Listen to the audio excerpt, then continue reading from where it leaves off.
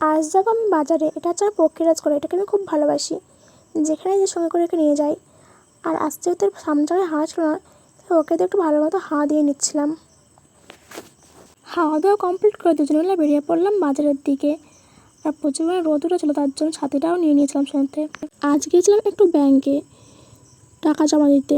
অনেকদিন তো আসবো করছি, কিন্তু সময়ের অভাবের জন্য আসতেই পারছিলাম না। তাছাড়া আমার একা আসতে কেমন যেন ভালোও লাগে না। আর আজ যেহেতু ও বাড়িতে ছিল, তার জন্য ওকে নিয়েই চলে এসেছিলাম ব্যাংকে।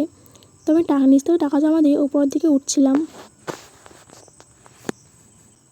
আসি করে যদিও আসলাম, এসে দেখি ও মা কী ভিড়, সবার শেষে মনে হয় আমিই ছিলাম।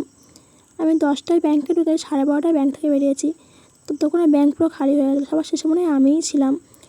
তো অনেকক্ষণ দাঁড়িয়ে ভালো লাগছিল না, পাজিয়ে পাচ্ছিলাম। বাবা, অবশেষে আমার বই আপডেট এবং টাকা জমা তো কমপ্লিট হলো। এবারে আমি বাড়ি যেতে পারলে বাঁচি, আমি তো আজকে বাড়ি যেতেই পারবো না। যাই হোক, তোমাদের ভিডিওটা কেমন লাগলো অবশ্যই তোমরা কমেন্ট করে জানিও।